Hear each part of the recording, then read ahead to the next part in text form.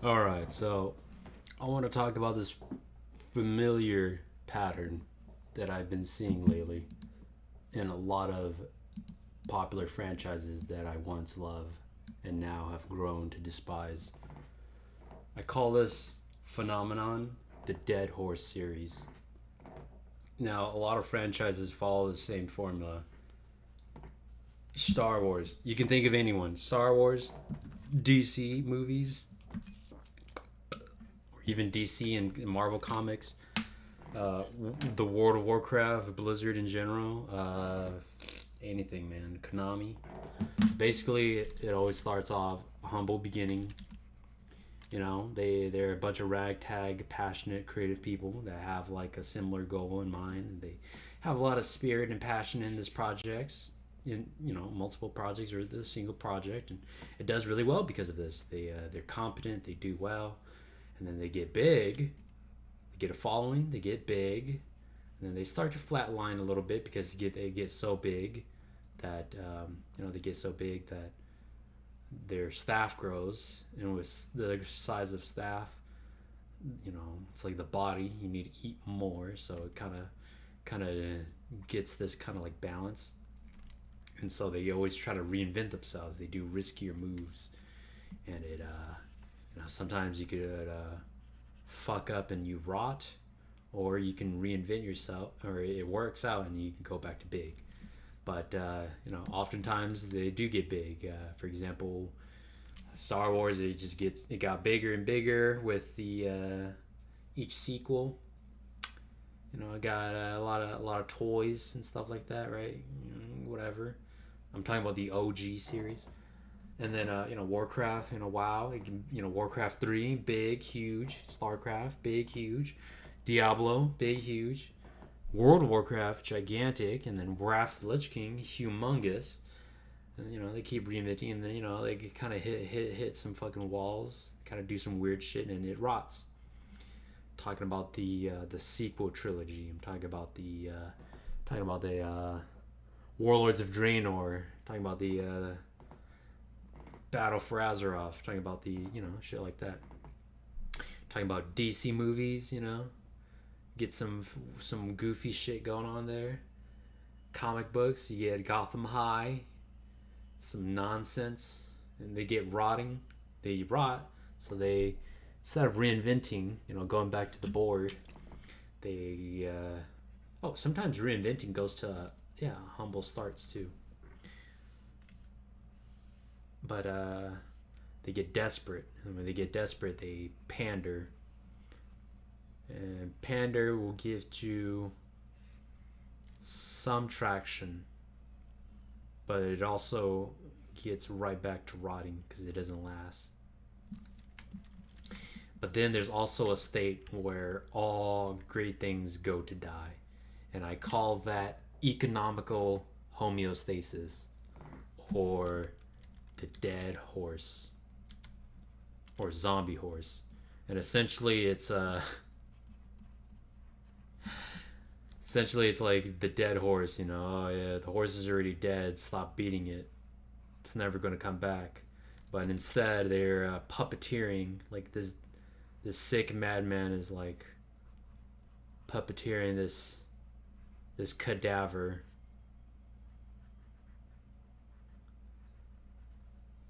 so it could, like, oh yeah, it's dancing, it's still moving. And dumb people would be like, yeah, yeah, oh yeah, look at him, that's a horse. And then like actual fans and perceptive people and people who actually care about the horse would be like, I don't know, man, that's I don't know about that. And then meanwhile, this guy is making money. Let's call him Mr. Industry. He gets to make money. He don't give a fuck about no horse. He don't give a fuck about no horse here. He's just getting his money. And then the guy who raised the horse is just the rancher. He's just like, I'm sorry, buddy. I'm so sorry. You're fucking dead. None I can do for you now.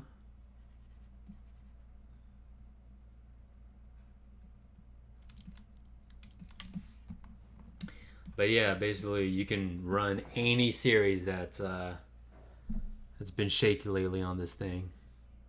Yeah, let's plug it in. Star Wars, Humble Beginnings, the original. You know, you got the New Hope. Some new ideas. You know, George Lucas. He just combines a bunch of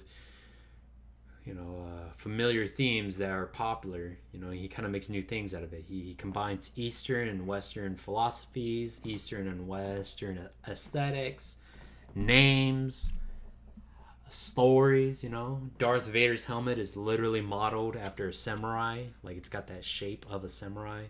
You got Jedi Knights who are, well, I guess that comes in the prequel trilogies, but basically, you know, they're knights, but they're monks. You know, just mixtures of shit like that.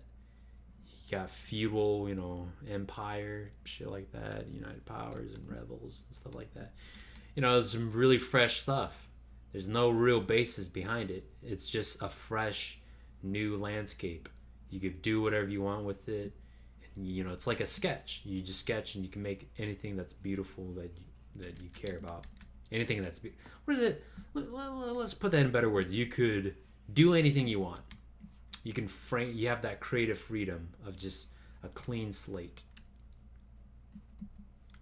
But you know, with sequels, you know, the next one you could do some cool stuff. You get tractions. You could really go crazy with your original idea. You know, you could do some risky stuff. Good guys lose. Empire Strikes Back. Bad guys win. Oh shit, what's gonna happen? You get the third one. Well, some goofy shit happened, but you know, at the end, it's really memorable. You know, you get your conclusion, you get this huge, big, fucking, amazing finale, and you get big. Now, you know, it kind of flatlines because Star Wars hasn't been out for a while. There's nothing real new until you get the prequel trilogies. You know, you reinvent yourself, get some retraction, but then you know, the first prequel movie kind of sucked ass, so instead of the reinventing, getting some traction and getting big, it kind of rots. And then he gets desperate, so he pulls out some ideas. Now that we know some of that, you know, it's the sequel is no longer Jar Jar's big adventure. Fucking, it's a JoJo reference. Instead of desperate, you know, in the desperation, he panders. He goes to the Clone Wars. Has all these epic fights, I guess, which is, you know, he tried something, but it was some goofy shit. So the pandering did not get traction, and instead it went to rot. And then you know, the third one, it was one of the rare things where it's like, you know, it's planned. It did win, but it was planned to be. You know, your Darth Vader turns evil. It's given, and people like that. You know, you stick to the original script. You don't go too crazy. You don't go in this wild, nebulous middle part here. You go with the humble start, and that's something that's hard to always go back to. But yeah, Star Wars, baby. And then you know, the sequel trilogies.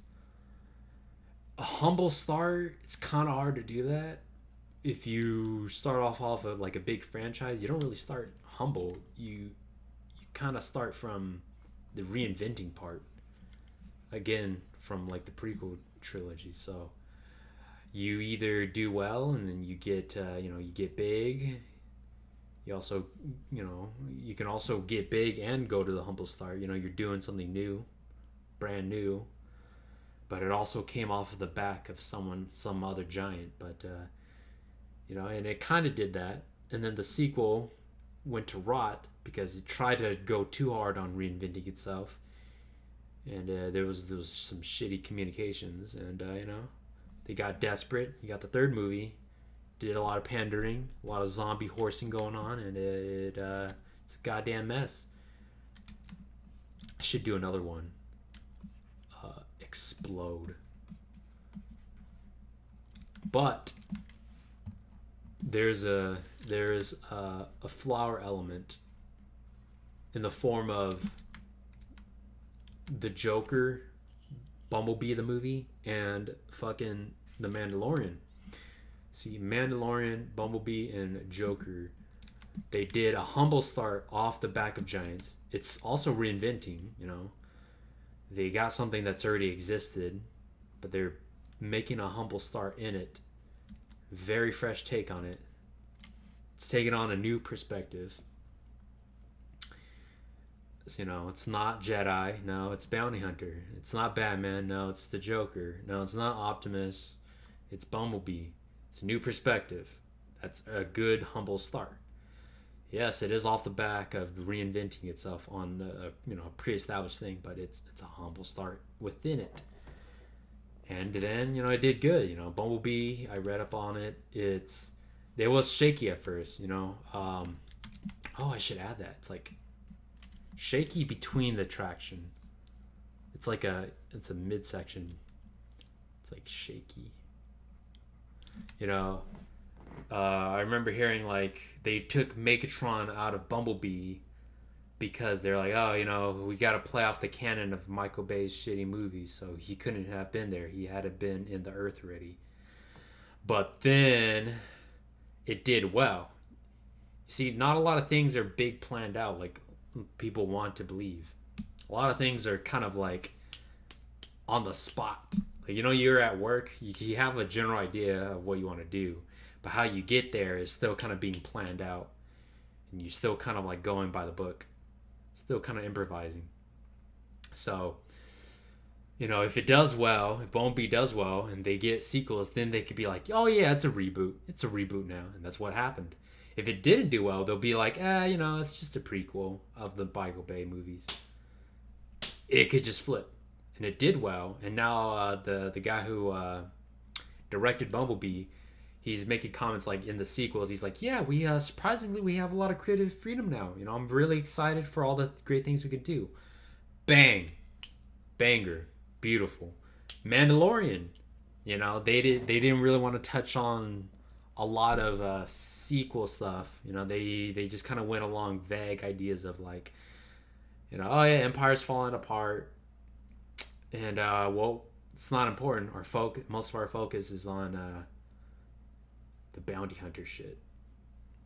And now that that's doing well, boom, news of, hey, we're just gonna ignore the quote unquote Skywalker trilogy, the one that nobody likes, even the actors don't like, even the directors think it's a fucking mess. They're just gonna ignore it. It's gonna be its own secular thing. Oh, beautiful. Beautiful. The redemption. You could plant a flower on a dead horse's body. The horse was once a majestic, just this powerhouse individual thing, just running. Just running about with its beautiful mane.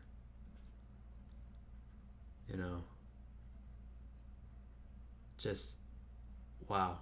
Beautiful, majestic in its prime, but now it's fucking dead. And respect its grave, plant some flowers on it, and maybe another horse, maybe another baby horse comes by and graze on those flowers that you put a lot of work into it, and you got another horse healthy and running.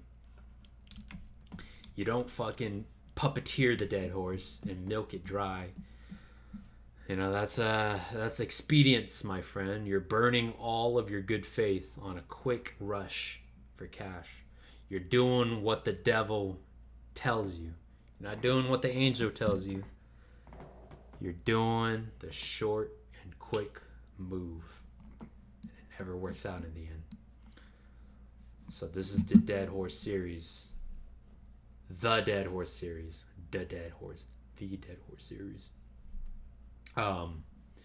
Yeah, you can put a lot of series in here. Yeah, Joker, DC. You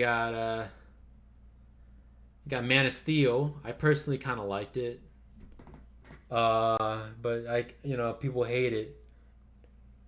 But that's because I was never really a big Superman guy, anyways. I saw Man of Steel, and I'm like, wow, it's pretty dark. Yeah. There's some pretty cool, sick fight scenes. It's like the better Dragon Ball Z movie over that other bullshit that we saw. Oh, yeah, even anime. Yeah, that reminds me, you can play anime, but let's do one thing at a time. Yeah, you got Man of Steel, you got some bullshit going on, and then you got Batman versus Superman, bullshit stuff. You got Justice League, more bullshit. They got desperate, try to do some quick stuff. They didn't build up to Avengers. They just went straight to Avengers. Didn't pay off. It just became bullshit. They did the pandering move and it didn't work out. It exploded in their face, and so they went back to the humble start. Boom, Joker. Nothing crazy, just some crazy dude in New York, wherever the fuck they were at, Gotham, in the form of New York, and they just they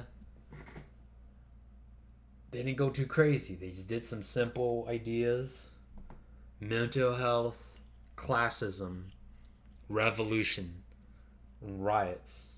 Got traction. Now we might get a Joker sequel. And we might get a whole series based on a gritty, more down to earth reality kind of point of view of these big comic book stuff. It should have been like that from the start. Instead of Man of Steel, they could have done well, yeah, even Shazam's like that. Just really fun stuff focused on that. But instead of Man of Steel, they could have done what the fuck does Superman even? They could have done Clark Kent. What if Clark Kent was just this nerd, and then he has these crazy delusions of grandeur of Superman, but these delusions of grandeur is actually beneficial in his real life. Fantasizing about all this stuff actually makes him more confident, having this alter ego, this very Tyler Durden Fight Club kind of esque movie. Joker is actually based off of what was that other movie? Comedy Club, whatever, Kings of Comedy. So you could have a Superman movie that's kind of dark and it's based off Fight Club, and maybe at the end, Clark Kent, the manifestation of Superman, becomes real, and then it kind of manifests in his way. He becomes real. He fucking bodybuilds. He becomes this buff, confident dude. He beats up criminals. He's controversial. And maybe at first he's just this dweeb who moved to New York City, or I'm sorry, Metropolis. I think that's what it is.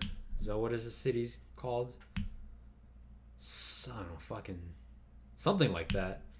Anyways, yeah, he's just this dweeb. His parents are a bunch of farmers. He feels like he wanted, like, since he was so smart for how mundane his parents are, he always thought that he came from some alien. He fantasized that he came from some like rich alien, some cool rich background history or something like that. Or maybe he did. Maybe his parents did come from this huge background back in Europe, or, and then during the process of the American culture, they lost all that rich history behind. Now they're just farmers. It could be something like that. But yeah, that's the redemption of those Dead Horse series. Instead, they got Man of Steel, and it's like, let's make Superman, but subversive, but edgy, but flip it on its nose kind of deal. So that's what Dead Horses are. World of Warcraft, same thing. You got Warcraft, vanilla, got big, yeah, it's great. Got Wrath Lich King, really, normalized everything, made everything easier for the big traction, and then reinvented itself. And then everybody, all those people who came in with all that easy stuff, they got to experience an expansion reset, which I truly think is the reason why Cataclysm failed so hard. And probably the lack of content, because most of the content went to recreating the world. Reinventing didn't play out for them, and it exploded in their face, and then they constantly try to reinvent themselves after that. Miss Pandaria was actually good. It was actually really good, even though the themes didn't gel well with a lot of people. Mechanically, it was a great expansion. And the Warlords of Draenor had a good concept visually, but storyline fucking got convoluted, and it reworked a lot of gameplay mechanics that just ruined the game. It simplified everything, and new players sure liked it. It was easier for new players to come in, but all the people who stuck since the early days hate it, and they usually are the bigger. They're the people who usually stick around, but you know, they want new fresh blood, and they don't have any intent on keeping old blood because they know old blood are either gonna stay or they're not. They're not gonna risk keeping old blood. They're just gonna risk getting new ones because they new blood has a longer trick rate. It's almost like pimping, almost. It's kind of sad to think about it. Big corporations treat their audience like pimp treats their whores. Holy fuck, that's a crazy breakthrough. Yeah, because look, man, honestly, you're gonna get tired of anything. You're gonna get tired of Star Wars. You might come back to it every 20 years or so, but you're gonna get tired of it. You're gonna move on with your life. There's a mileage on fans. Good God, is that how they think of it? That's pretty. It's true, but evil to think of it like that. But you know, they're businessmen. They're making tricks out of the audience. Yeah, you're gonna get tired of it, so we're not gonna try to keep you on for too long. We're just gonna, you know, the artist wants to give you satisfaction. Artists are like the hoes that want to give you a good experience for the creativeness of it. Oh, that's sad. That's sad to think of it that way, man. It's fucked up. It's not right, but my rationale is pulling me towards that deep end. But yeah. Meanwhile, the businessmen don't give a fuck about the level of pleasure or gratification. They just care about if the money keeps coming in and if it gets bigger or not, you know. And they realize that, like many things, like many audience, if you can't get an audience hooked, then you try to milk every single fucking dollar you can. It's just the way it goes, man. It's the game's play. That's just how the game is played. It's just human nature, and that's just what we got to work with.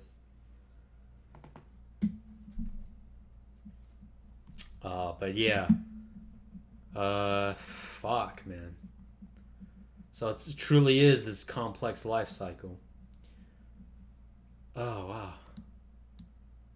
Well, you take it or you leave it, man. I think being a creative, if you want to create anything as an artist, and you need to realize you either collaborate to make big things happen quicker, or you spend your entire life making that one banger that might be a cult classic. Depends on what you're getting yourself into, man. And you know, if you're gonna play the game, you gotta. I think it's best to know what you're getting yourself into. You know, if you get lucky enough to meet other people who are like-minded, who are willing to lend all this creative talent into this vision, and you get some traction, you get big. Be aware of the pimps, the quote-unquote businessmen.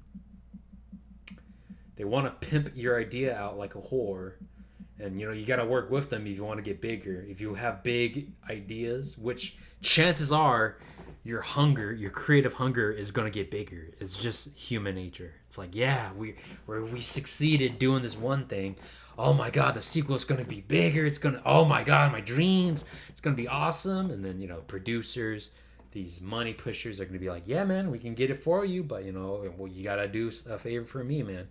You got to work with me. What am I going to get out of it? You know, it's just the way things work. And you got to learn how to be businessman yourself. You got to be like, no, bitch. You got to say no. Be like, yeah, man, this looks good, but you know, this is gonna, you're crushing my balls, man. You're gripping them too tightly.